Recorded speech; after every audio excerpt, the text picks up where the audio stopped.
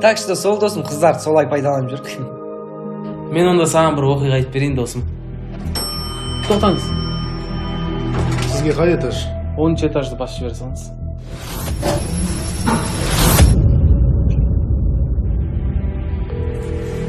Алло, Жан, лифт бұзып қалды ма? Лифтер шақырып жіберші. Сен Шымкентке шықпағансың ба не? Жоқ, бүгін шықпадым. Шай қоясың. Алло, Жан, қайдасың сен? Прикинь, менің күйеуім Шымкентке жолға шықпапты. Лифтте тұр қалыпты. Қазір келудің қажеті жоқ. Иә. Шағыш лифтер. Тоқта, өзім.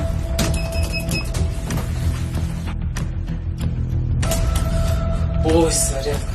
Брат, телефонын берші, әйеліме звонайын.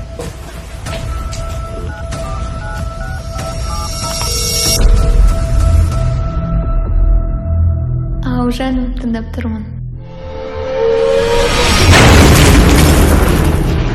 Сосын оларға не болыпты? Біреуі сол жерде дүниеден өтті. Ал екіншісіне не болды?